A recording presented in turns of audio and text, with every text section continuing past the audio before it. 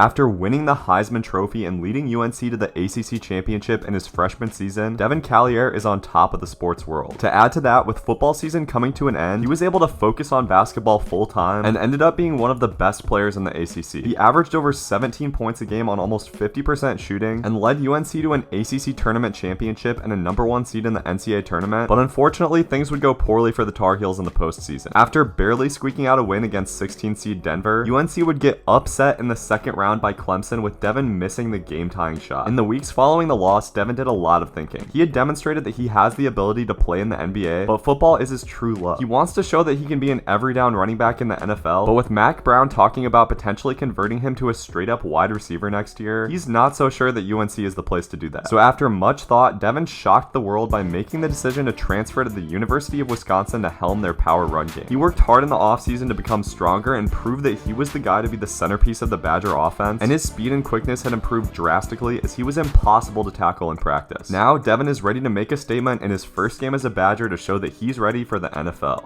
I know some of y'all might be surprised that as an Iowa fan, I chose to transfer to Wisconsin, but it was simply the right move for Devin, and you can already tell why. We're going to get way more chances to run the ball this season. This is a great first game for Devin to have in this offense because we're going to get the chance to compete against way slower players, and he should be able to break off some huge plays to start off his second Heisman campaign. Devin, of course, showed last year that he's a huge threat out of the backfield, so Wisconsin's going to use him there too, and we have a ton of space here. We're going to take this one all the way down to the 2-yard line, but after we get us all the way down in the goal line, Braylon Allen is going to steal our touchdown. Now we got a chance to cook on the punt returns, and y'all know if you saw the Nick Sabaka series, that back juke is dangerous as hell. The goal for today is to hit 200 yards rushing. We only got over 100 a couple times at North Carolina, but after a year of adding speed, Devin is just so much faster than all these FCS defenders. We're going to take that down the sideline for another easy touchdown. Let's go. I'm not going to lie, that 200-yard mark might have actually been a little bit light. We've got 100 already here, and we're looking to add some more on the kick return. We got tons of space. This should be a house call if Devin can make the punter miss. That's our first return touchdown at Wisconsin. First of many, I hope. Wisconsin just seems like the perfect fit for Devin. The offense has a good balance of running and passing, a lot like his offense did in high school, and being on the return team is really helpful. And the blocks are going to set up perfectly. We make a man miss. We're out in the open field, but we cannot quite outrun these dudes. Devin is starting to get tired running so much in the first half. This game is an absolute blowout right now. If we want to hit that 200-yard mark, we got to hit it soon because coach is probably going to take us out pretty soon. No, we already have a punt return touchdown on day. I'm trying to add to that. Let's get a kick return touchdown too. These FCS kids should not be fast enough to catch us. And we're taking this down the sideline. Dude got the angle on us though. After only getting like 5 handoffs a game at UNC, it's so satisfying to just have a coach who totally leans on the run game. And Devin's a lot more fresh to make people miss in open space since he's not gassed from running routes all day. You can tell Devin has been working on his footwork in the offseason. His juke move is looking absolutely crazy right now as we pick up another touchdown. We don't have 200 yards rushing yet, but part of that is we've just been so deadly in the returns that we keep getting the ball in great field position. I don't know what these defenders are doing. That is going to be an easy one. FCS does not belong on the same field as us. All right, so we are going to get out of there with an easy dub. We smash FCS. Devin looked pretty much unstoppable today on the running, on the punt returns, whatever. He doesn't hit 200 yards, but that's just because he was so dominant in the return game, and he is looking like a repeat Heisman contender right now.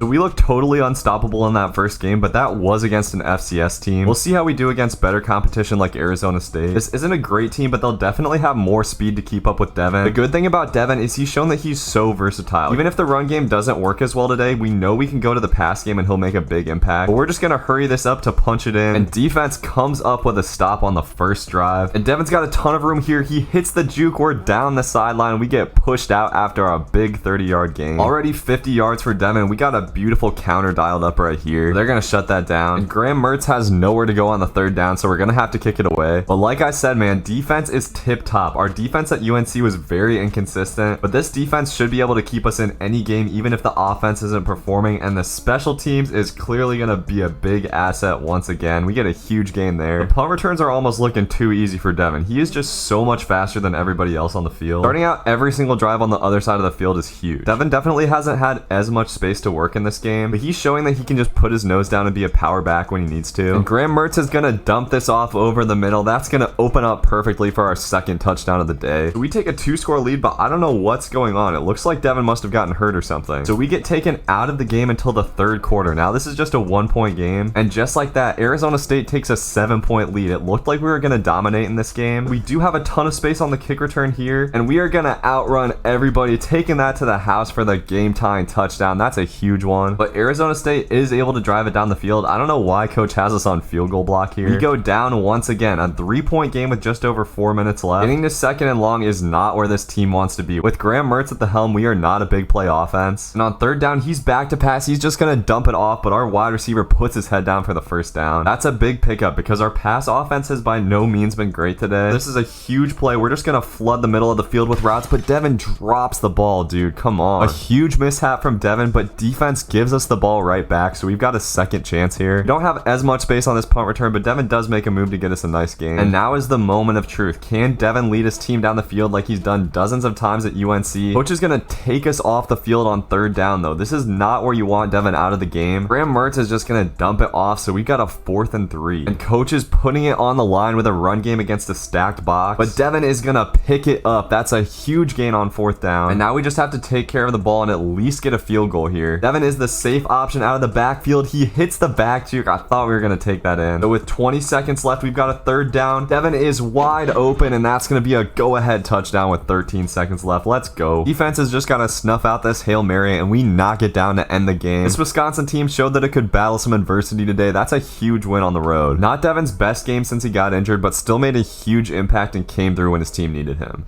So now we have the Big Ten opener against a ranked Purdue team. This should be another tough test for Devin against a good defense, but maybe it isn't that good because we're going to take that one through for an easy kick return touchdown on the opening play. Devin is the most dangerous man on the planet in the kick return game. He's probably the best NCAA kick returner since Nick Sabaka, and it's a wonder Purdue is still kicking to him. Bro, are you kidding me, man? Are you kidding me? You know, I'm about at the 5-yard line. Let me just pause this real quick. I know what you're about to say in the comments, so let me just pause this in the middle of the play, show you that I'm on Heisman difficulty. It is just too easy for Devin right now. I'm telling you, man, once you get up to like 97, 98, 99 speed, things almost start to feel too easy in this game. I don't know how we almost lost against Arizona State when we can, dude, like what's going on here, bro? Nobody is even within 10 yards of me. That's gonna be a hat trick in the 1st quarter. I might have to turn up the sliders, man. Our offense has not set foot on the field yet, and we already have 20 points. Devin should get sent to the end. Oh my god, bro. Did we just hit another one? We hit a nasty back juke. Bro. This Purdue special teams unit has got to be the damn worst in the planet. We take it in for our 4th of the day already. If we take this one back, I just don't know. I just don't even know. I almost feel bad, man. It's like taking candy from there's nobody fast enough to catch me. I don't know what else to say, man. This is ridiculous. I think the time has come to jack up the sliders just a little bit here. Let's put that tackling up at 65. I normally play all my road to glories at 50, but I have literally never seen a player just take kick return after kick return to the house like this. So we finally get on the field for offense after 5 kick return touchdowns in the 1st quarter. Devin's basically already won the Heisman here. Coach is running a draw on 3rd and 8 here, though. You know, I like that he's trusting the run game, but we just do not have enough space on that one. It's okay though, because somehow I have this sneaking suspicion that this might be another kick return that goes to the house. Something about this return team, bro. I normally cannot return kicks this easily, but everyone on their kick return team is just so insanely slow. The crazy thing is that this isn't even that much of a blowout, man. Purdue is within 18 points here, but like, bro, this just feels like a little bit too much, doesn't it? Okay, so since this is getting a little bit ridiculous, I'm gonna make a new rule for this series. From now on, I'm not gonna return kicks or punts unless the game is tied or we are losing. When your dude is this fast, it's just way too easy to make that defense miss on the return game. And this is our first positive rushing play on the day, and we have 48 points. Purdue's offense must be really mad at their special teams unit because they have kept this a 10-point game despite giving up 48 in the 1st half. And our run game's pretty much unstoppable, so we're just gonna be able to run the clock out pretty easily. At this point, Devin is a shoo-in for the Heisman Trophy already, but I want to make his stats ridiculous enough that there can be no doubt in the voters' minds because sometimes the Heisman voting gets a little bit weird on this game. Our offensive stats weren't crazy impressive, but that's just because we averaged 80 yards on the kick return, 7 total kick return touchdowns on the day, including the punts. That's insane.